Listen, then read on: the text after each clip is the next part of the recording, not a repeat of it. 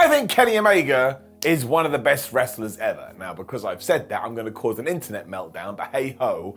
But as somebody who watches wrestling and does wrestling myself, a lot of what he does just absolutely blows my brain. I'm like, fuck me, how did he do it? He also seems to be a very nice man, which I appreciate, but also when it comes to the cleaner, he has more to him than meets the eye, and really there's a misunderstood genius to him we're going to talk about right now. Because one of the best matches so far of 2023 was Kenny Omega versus Will Ospreay from Wrestle Kingdom. And while what they did in the ring was just insane as far as I'm concerned, it's actually all the preamble and the build where we need to start investigating. Because really, both of these guys treated this feud as if it was a sport. If you go back to some of Will Ospreay's tweets in 2022, he was very excited about the fact that maybe soon, very soon, he was going to become the owner of the most 5-star matches in history, courtesy of Dave Meltzer's Wrestling Observer newsletter. Omega then flew in to pop his balloon because he was like, listen, Will, that may be true, but let's look at the finer points here. You had no pressure, you had no major crowd, it was just you running around doing the same thing you always do.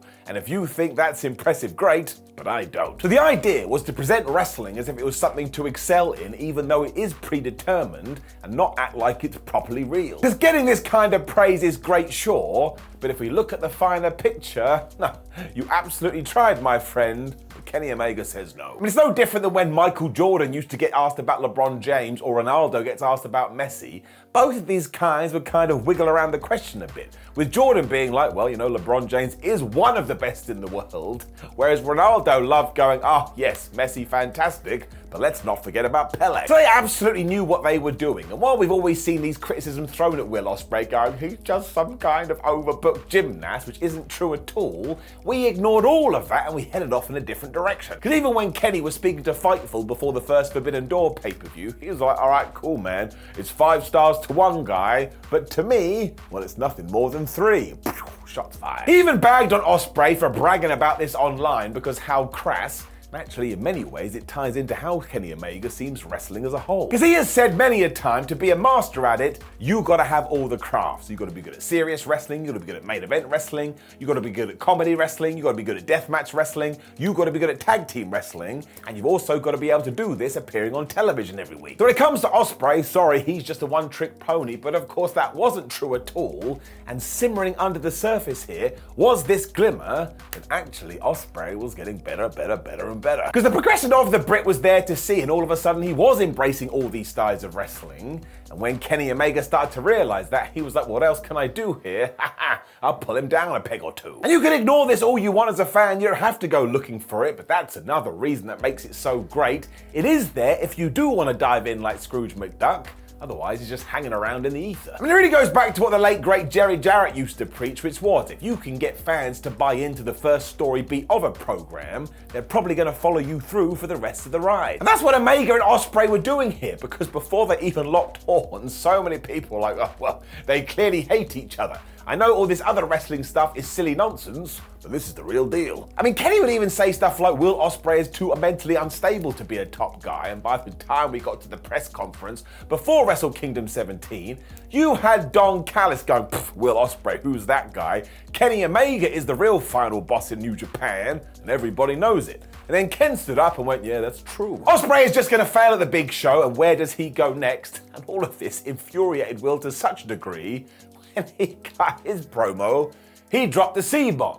And even though this happened months ago, I've been doing that ever since. When we got to the match as well, which was absolutely crazy, the whole thing was kind of structured around the fact that maybe Kenny Omega was right. I mean, he had all the tricks up his sleeve, such as smashing Ospreay into that exposed turnbuckle, which was absolutely horrible. And look at his entire presentation. Not only did he have his hair extensions in, but he really tied into the whole Sephiroth Final Fantasy swing. And if you don't like it, go flub yourself. I have returned to my spiritual home. And they really did pull off a bunch of maneuvers that were like a magic trick to me, even though I've been watching wrestling for years. I was like, well, how the hell did they do that?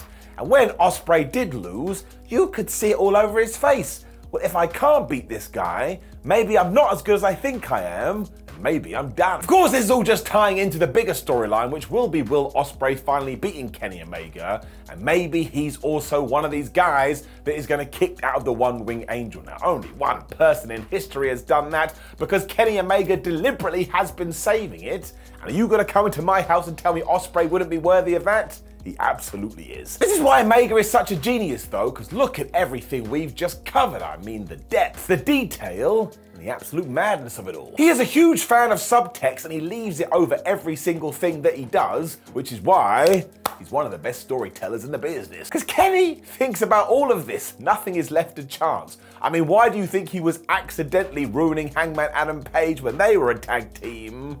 Well, just go and watch the video again. So every time you start going kayfabe is dead, maybe it's time to look at what Kenny Omega is doing just a little bit closer, because he's actually doing it here, there, and everywhere. I mean, it's likely why there was a huge uptick in AEW when Kenny was the champion, because people were feeling these little nuggets of joy, and they were buying in hook, line, and sinker. And good! That's what we should be doing. That's wrestling. If you ever get worked, that's not an insult or some kind of slight on you. Just means you're having a good time. It's also why people aren't allowed to come at me on Twitter and go, AEW don't tell stories, because they have told some phenomenal narratives recently, and some of the best probably have come from Kenny Omega, because trust me, he thinks about every single last detail to the point it probably drives him crazy. And why, when he talks about going to WWE, he says, well, I can see the upside, because someone just gives you your creative and you go out there and you try to do with it the best you can. Of course, that would be a huge pressure off your noggin, because otherwise, he's basically like a writer. He's basically like an author, and he's writing a brand new book every single week. So I already know my mentions and the comments are going to go crazy, but I truly think that Kenny Omega is a generational talent, and no matter where he ends up, AEW, New Japan, Ring of Honor, WWE, he will continue to do some of the finest work this industry has ever seen, and the day he does retire, we will look back on it and probably finally go, holy crap, man, that guy was totally smashing it. Now look, this is gonna go absolutely nuts, but get in those comments below and let me know what you think. You can disagree, that's totally cool, but be nice and be respectful, otherwise we're just rolling around like pigs. You can also like the video, share the video, and subscribe. There'll be a video on the screen right now and you should definitely give it a click. Otherwise, go to whatculture.com where we write articles like this too, so you can get invested that way. And of course, we're on social media where you can really get mad at WhatCultureWWE. And maybe the more pertinent one for this video, at Simon Miller 316. That's bullets bouncing off me. My name is Simon for What Culture. Thank you very much for joining me as always. And really, at the end of the day, I just love pro wrestling. And there's loads of people doing a tremendous job within it right now. But is Kenny Omega near the top, or maybe at the top of that list? You bet your ass he is. What a terrific dude. See you soon.